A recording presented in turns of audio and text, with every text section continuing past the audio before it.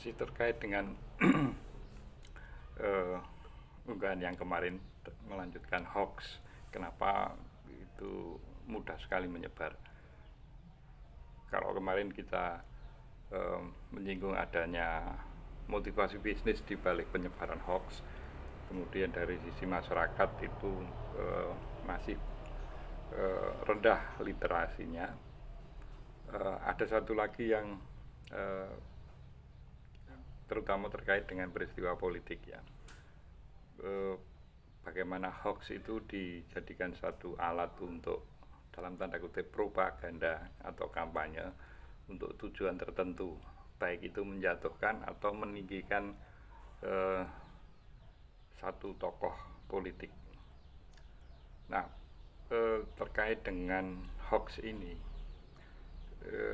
memang agak ironis sebetulnya di era digital yang sudah sedemikian maju, sudah sedemikian masif, itu masyarakat masih mudah untuk menerima hoax sebagai satu kebenaran.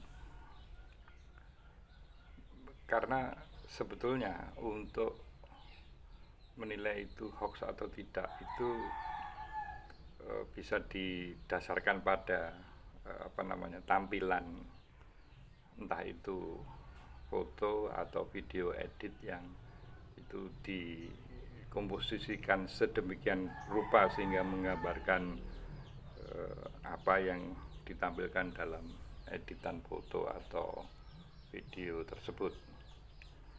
Nah, kalau terkait dengan politik, sebetulnya masyarakat bisa menelusuri lebih jauh kalau misalnya itu terkait dengan tokoh tertentu. Misalnya sekarang konteksnya adalah pemilu 2024. Tokoh atau sosok yang ditampilkan dalam penyebaran hoax itu sebetulnya bisa kita telusuri lebih jauh ke sama jejak-jejak digital yang itu menjadi kompilasi yang kita bisa menuju satu kesimpulan yang kemungkinan mendekati kebenaran. Apalagi kalau misalnya itu dikaitkan dengan kinerja. Tadi posisi politis tertentu itu tentu ada, kalau di dalam perusahaan itu ada key performance index. Jadi baik itu presiden, gubernur, wali kota dan seterusnya, itu dalam menjalankan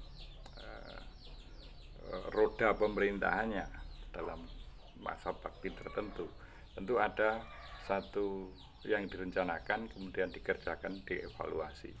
Nah, berdasarkan itu ya, meskipun nanti angka-angka dan sebagainya itu bisa dimanipulasi ataupun diperdebatkan penerjemahannya, tapi minimal kalau kita menggunakan tolok ukur itu, kita dalam menilai mendekati cara yang benar.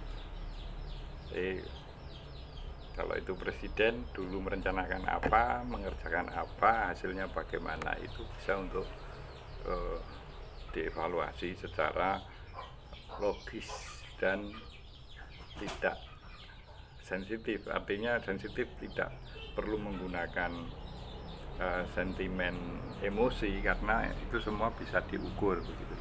Kalau apa yang direncanakan kemudian berhasil dilakukan, itu kita kategorikan bahwa yang bersangkutan itu berhasil. Kalau setengah ya berarti setengah berhasil, begitu saja ininya. Sehingga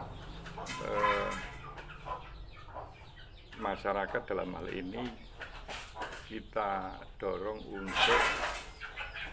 untuk menilai secara logis. Ya meskipun tantangannya sekali lagi kondisi masyarakat kita tingkat literasinya masih rendah.